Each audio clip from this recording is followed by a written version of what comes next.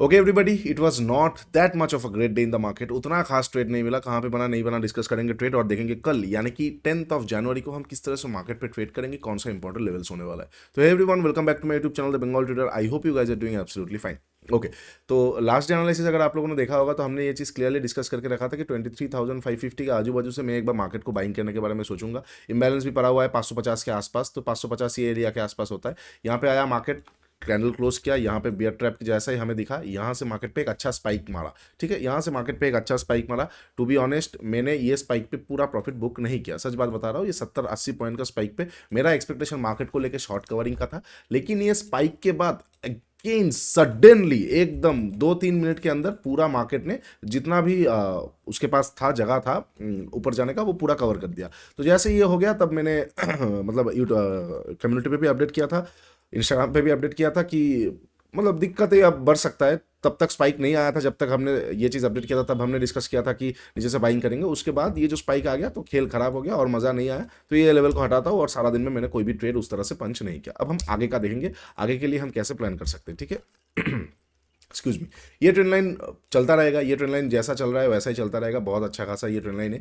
Market ने 1 बार 2 बार 3 बार 4 बार respect किया, 5 बार respect किया, 6 बार रेस्पेक्ट किया, अब फिर से ये एरिया के आसपास जा रहा है। ये जो लो है ना, इसको मैं क्लियरली देख रहा हूँ। अगर आप लोगों को याद है, लास्ट एनालिसिस वीडियो में मैंने ये भी बताया था कि जो लोग डिफेंसिव प्लेयर्स है ना, वो ये लो को एसएल मान सकते हैं। जो लोग एग्रेसिव प्लेयर्स है वो लोग डे लो का एसएल मानेंगे, अगर आपको याद है। लेकिन मेरा ये लो तक एसएल बड़ा आ रहा था, बड़ा आ रहा था in the sense of quantity के हिसाब से। 50 पॉइंट एक्सपायरी के दिन में वो लगभग कॉस्टिंग में ही आ जा। कॉस्टिंग मतलब 50 पॉइंट अगर स्पॉट का है तो वो 40 तक चला जाएगा। इतना बड़ा एसएल में लेता नहीं हूँ, इसलिए मैंने यहाँ पे होल्ड नहीं किया। अदरवाइज अगर हम टेक्निकली देखते हैं ना, तो स्टॉप लॉस कभी भी हिट ही नहीं होता है, बिकॉज इसके नीचे निकला नहीं, जो कि लास्ट एनालिसिस वीडियो में हमने डिस्कस करके रखा था। ये मेजर पॉइंट है, ये पॉइंट बहुत इंपॉर्टेंट होने वाला है। कल को ये डिफेंड हो जाता है, फ्राइडे है, मार्केट खींच सकता है, बिकॉज खींच के क्लोज दिया है, क्लोजिंग खींच के दिया है, तो काइंड ऑफ एक चांसेस है मार्केट का। अरे -69% नॉट ही हो रहे हो, हाँ।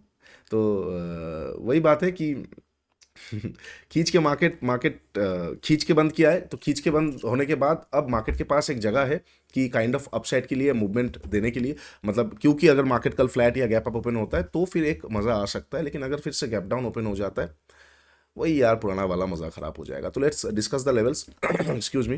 अगर मार्केट गैप फ्लैट ओपन होता है, फ्लैट ओपन होकर ऊपर या नीचे की तरफ प्रोसीड करता है, सपोज नीचे की तरफ प्रोसीड करता है, मैं थोड़ा सा देख लूंगा। अगर ये 8th ऑफ जनवरी वेडनेसडे का लो को नहीं तोड़ रहा है, थोड़ा नीचे आया ऊपर गया, नीचे आया ऊपर गया, मैं पोजीशंस को एक्यूमुलेट करना धीरे धीरे चालू करूंगा। स्टॉप लॉसेस यही रहने वाला है। मोमेंटम का वेट करूंगा, मोमेंटम के बाद प्राइस एक्शन आएगा और अच्छी बात है। अब तो जगह भी बहुत है, अब तो जगह भी 1-1.5% के आसपास का है। कितना बड़ा जगह बचा हुआ है, ठीक है, कितना बड़ा जगह, 1% के आसपास का जगह बचा हुआ है। तो अगर ये लो को नहीं तोड़ता है, मुझे और लिक्विडिटी चाहिए नहीं है, क्योंकि मेजर वाला लिया ऑलरेडी लिया गया है, मेजर लिक्विडिटी ले चुका है मार्केट ने। अब मार्केट यहाँ से थोड़ा बहुत दिखाया भी, बाइंग प्रेशर दिखाया, लेकिन सेलर्स फिर से आ गए, लेकिन इस बार कंप्लीटली उसको पुश डाउन नहीं कर पाए और यहाँ से फिर से बायर्स एक्टिवेट हो गए। तो काइंड ऑफ अगर मार्केट फ्लैट ओपन होकर नीचे आता है, मैं वेट कर लूंगा, नीचे से जितना मिलेगा उतना अच्छा है, मैं उतना उठाना चालू करूंगा। एक्यूमुलेट करके मैं करता रहूंगा एक्यूमुलेट, जैसे ब्रेकडाउन होकर प्राइस एक्शन आ जाएगा। Excuse me, I got some cold.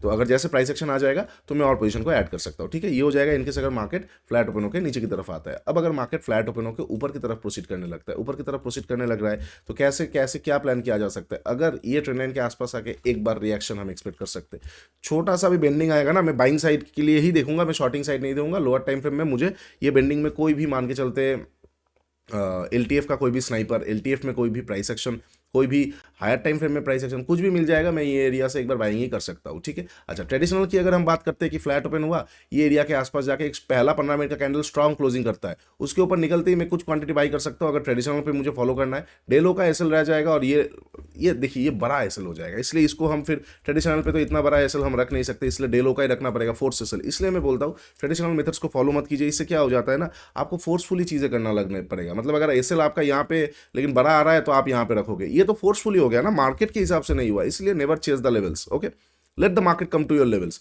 तो अगर मार्केट फ्लैट ओपन होकर ऊपर जाता है, रिएक्शन के बाद लोअर टाइम फ्रेम में मैं एंट्री कर सकता हूँ, वो एंट्री मेथड देख के हम करेंगे। लेकिन प्रोबेबिलिटी हो सकता है कि फ्लैट ओपन होकर ऊपर वगैरह जाता है तो या तो ट्रेंड लाइन से रिएक्शन देके ऊपर चला जाएगा या डायरेक्टली तोड़ के ऊपर भागता ही रहेगा, तब जाके एक बार रिएक्शन दे सकता है। इसका भी चांसेस हाई है कि कोई प्राइस एक्शन दिया ही नहीं और जितने भी लोग प्राइस एक्शन के लिए वेट कर रहे थे ना उनको एंट्री का मौका ही नहीं दिया। उस सिनेरियो पे हम लोअर टाइम फ्रेम पे जाके स्नाइपर वगैरह में एंट्री करेंगे। अदरवाइज एक और हैक हो सकता है कि अगर मार्केट मतलब मान के चलते पहला 15 मिनट का कैंडल कोई स्ट्रांग बुलिश कैंडल आता है, जस्ट लाइक ये वाला, जस्ट लाइक ये वाला, जस्ट लाइक ये वाला कोई स्ट्रांग बुलिश कैंडल आता है, उसके ऊपर निकलते ही छोटा क्वांटिटी बाई करके रखा जा सकता है।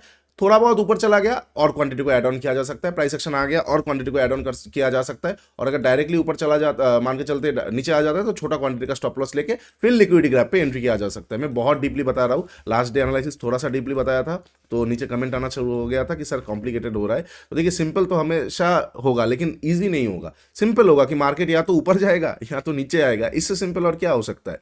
कल को मार्केट या तो ऊपर जाएगा या नीचे आएगा, मतलब जो भी परसेंट वाइज डेली रिटर्न है वो या तो ऊपर में चेंज होगा या नीचे में चेंज होगा। लेकिन कैसे होगा ये तो हार्ड है ना, इसको निकालना हार्ड है। तो वो कॉम्प्लिकेटेड नहीं है, that is hard. Deep analysis जितना आप करेंगे you will find what is the true nature of market. It is really very hard, it is not that much of easy कि हाँ चलो हो गया, नहीं।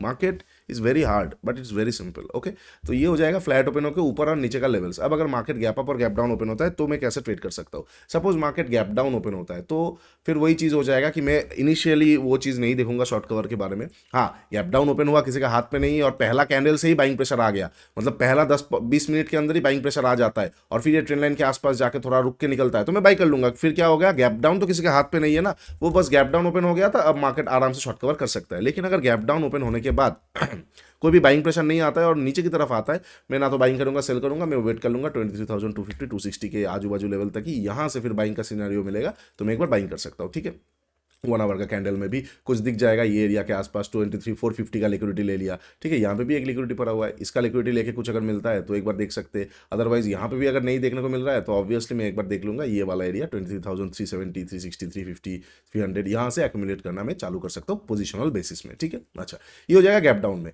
अगर बहुत बड़ा गैप डाउन ओपन हो जाता है 2-2.5% के आसपास, बाइंग सिनेरियो बन सकता है। पहला 15 मिनट का कैंडल अगर प्रॉफिट बुकिंग सेटअप आया तो मैं एक बार बाइंग कर सकता हूँ। ठीक है, बहुत बड़ा गैप ओपन हो जाता है, पहला 15 मिनट का कैंडल अगर प्रॉफिट बुकिंग सेटअप आया तो मैं शॉर्ट कर सकता हूँ। प्रॉफिट बुकिंग सेटअप चैप्टर में डिस्कस्ड है, कैंडलस्टिक एडवांस चैप्टर में कैसे कौन सा सेटअप को हम बोलते हैं। या फिर मान के चलते 23,860 का एफवीजी के आसपास खुल गया, अब यहाँ से एफवीजी दूर है, उस दिन यहाँ से नजदीक लग रहा था 143 पॉइंट, अब यहाँ से दूर है लगभग 325 पॉइंट। तो अब अगर एफवीजी के आसपास ओपन होता है गैप अप डायरेक्टली और यहाँ से मुझे profit booking setup, rejection method, कोई भी शॉर्टिंग का सेटअप मिलता है तो मैं यहाँ से एक बार मार्केट को शॉर्ट कर सकता हूँ। थोड़ा ऊपर का स्टॉप लॉसेस, ट्रेंड लाइन तक का फर्स्ट टारगेट या फिर आरआर के हिसाब से एटलीस्ट ट्रेडिशनल लेवल तक एक बार देखेंगे 700। इतना बड़ा गैप ओपन हो रहा है तो काइंड ऑफ 700-800 देखेंगे, उसके बाद क्या कर रहा है नहीं कर रहा है उसके बाद हम देख सकते हैं। ठीक है, ये बहुत बड़ा गैप अप का। अच्छा, मिडिल में अगर गैप अप ओपन होता है ना तो कंफ्यूजन जनरेट हो सकता है, क्या वो रिटेस्ट करके निकलेगा, क्या वो डायरेक्टली चला जाएगा। देखिए रिटेस्ट भी एक कॉन्सेप्ट होता है, इस पर और नहीं जाऊंगा मैं।